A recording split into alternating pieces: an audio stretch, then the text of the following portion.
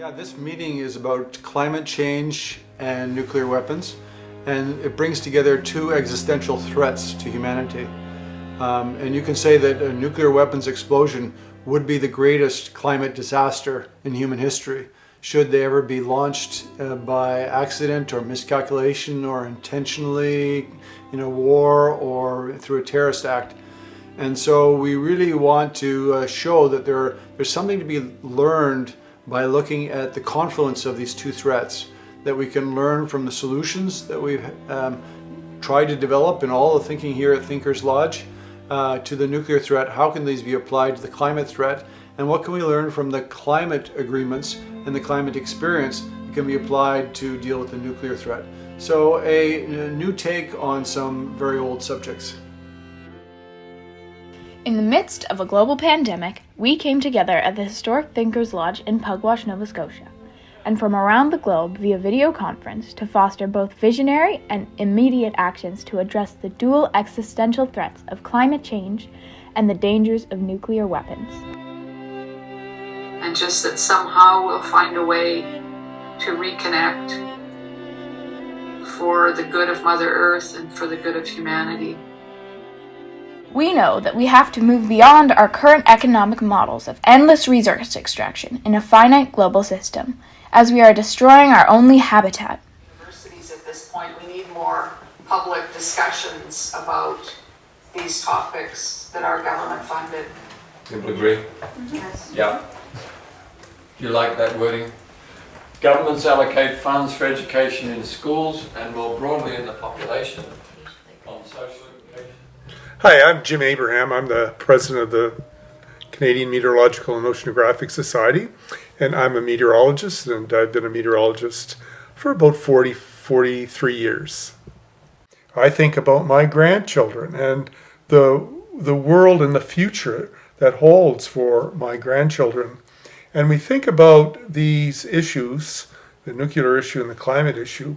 One of the important aspects is the engagement of the youth, kindergarten to grade 12, on science, technology, engineering, and math, so that applied sciences like weather, climate, oceanography, so kids are exposed to these as potential career options, because we need future scientists, future decision makers who are understanding the changes in our physical environment, our chemical environment. Hello, my name is Bria McKinnon. I'm a fourth year political science student at Cape Breton University, and I've been studying nuclear disarmament for around 2 years now. My impressions being here so far is there's a lot of really smart people in the room. There's a lot to take in. It's very thought-provoking. That's the word I think of the most, is how thought-provoking it is. I'm really into education and educating people my age, and it's been really nice to bring those ideas in and then have other people want to do the same thing, and loosely creating plans how to do that in the future. Here in Nova Scotia, a huge portion of our energy comes from fossil fuels, from coal and other forms of fossil fuels. And so we absolutely are crucial in this fight against the climate crisis. And not only that, the thing with the climate crisis is our actions here in Canada, they don't only affect us, they affect everyone around the globe, because there are no borders in the atmosphere.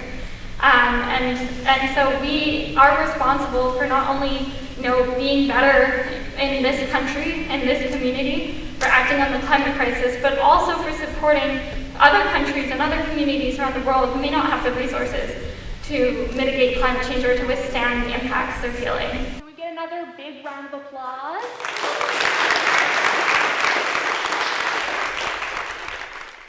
I am Nancy Covington, a retired family physician.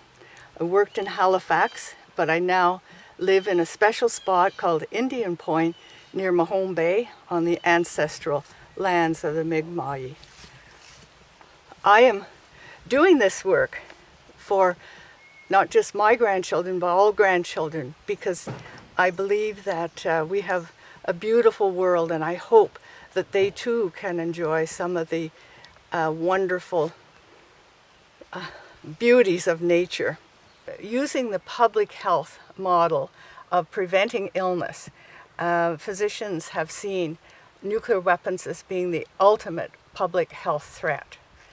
Also, there is no meaningful medical response to the effects of a nuclear catastrophe. Telling us to build down and to reduce. So the question is, to whom are you writing? Understood, Mitch. The 10 or so points that we're going to raise, we're addressing them to very different audiences. So we have a number of points for the Canadian government, for example. We have a number of points for North America, and we have some points that are more, worldwide or UN oriented or whatever. These scientists who are holders of great nuclear secrets could meet and discuss solutions to the problems that they helped create. And here you're seeing Eugene Rabinovich, a US scientist, and Alexander Topovich, who was a Soviet scientist, and they could discuss with each other.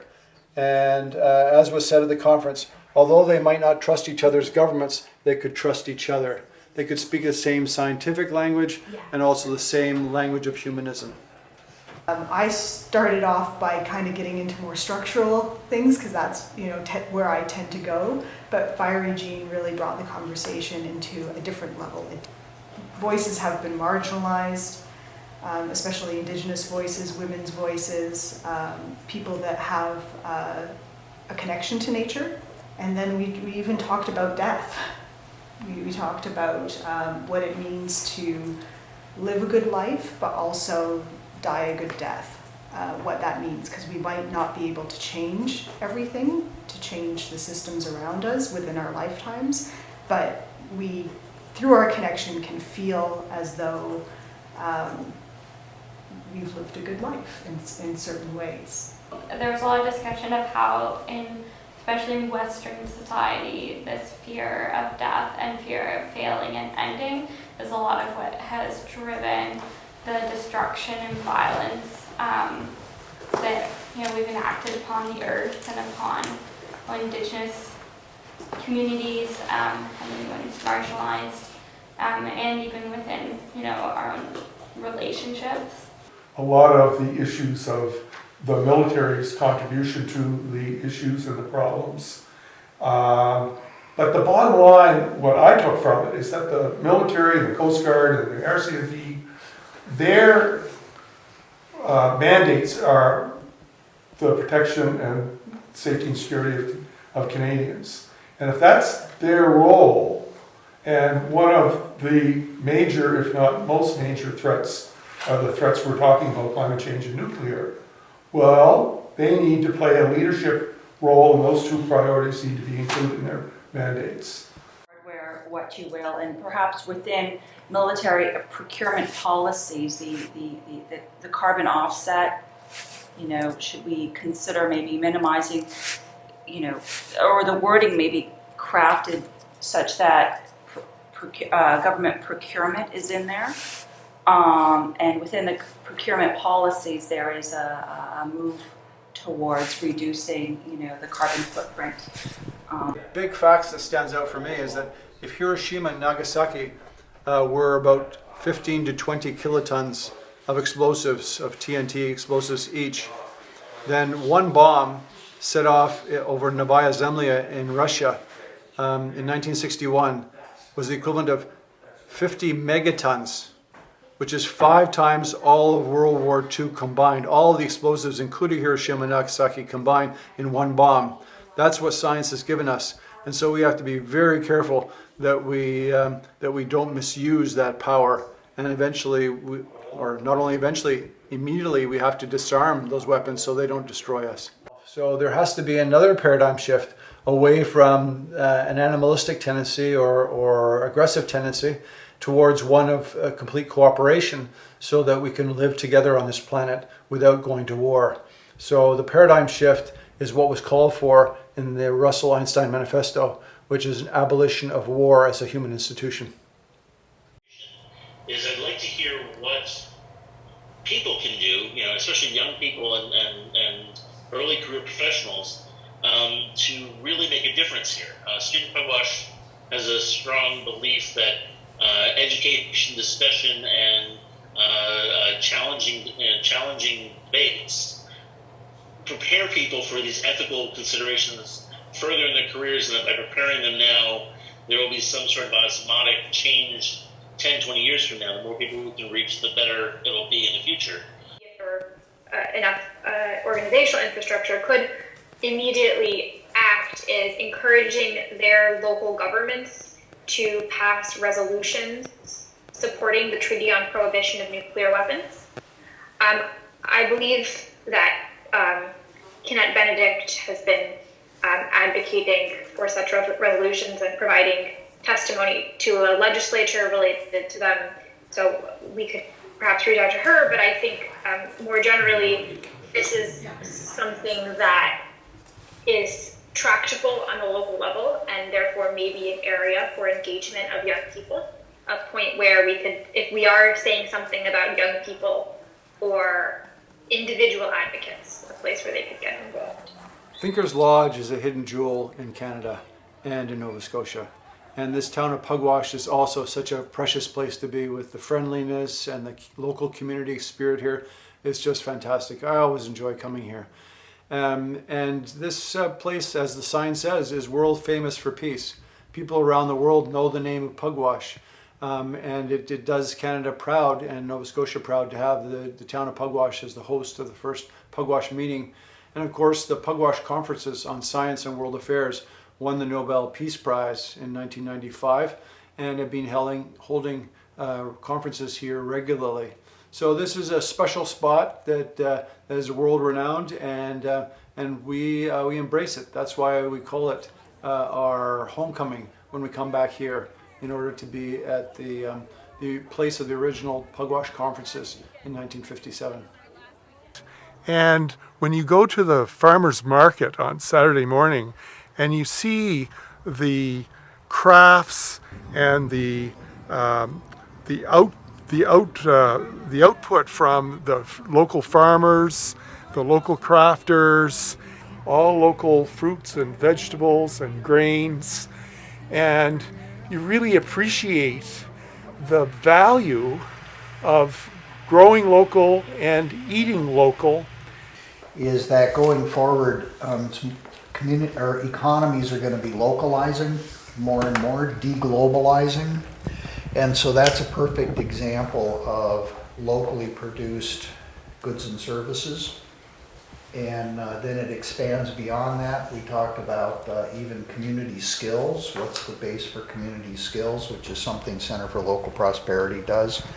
You know, who has a machine shop, who's got a carpentry shop, who's got looms, you know, all of those kind of things. What's the local skills base? Showing my climate stripes today, and basically it's the stripes were representing the temperature from 1880 in cool blue to 2020 in hot red, and basically demonstrating what we're doing to the planet. And you have some pretty amazing pottery here. Yeah, thank you. Yeah, this is my full-time job before I became a counselor. Oh, no kidding. Yeah. It's a very interesting balance, artist and government politician. I always think it's good to have things to do with your hands while you're also using your brains. Yeah, well, the clay, you know, it's all about centering, right? And that's like really the whole process of the wheel, especially, is, you know, centering, and you have to be right there with it the whole time. So yeah, it brings me back to like this moment, sort of. It's good. It's a good balance. Thanks for allowing us to share this moment with you. Yeah, well, glad you could come to the market. Nice to see you around. Knowing the air and water and soil nourish all on Mother Earth should take us into that process of reflection, where we all say there is a great need for transformative change. When we are there, then let's all sit down and craft the narrative we need. How do we use the lessons from the past to guide us and come together as one and embrace as one? Whether black or yellow or white, whatever orientation, with what gifts you have or don't have. What can you contribute to live in a balanced and harmonious way? And rest assured that we have all done everything we could so others can enjoy nature and hopefully find Mother Earth in a better condition than what was.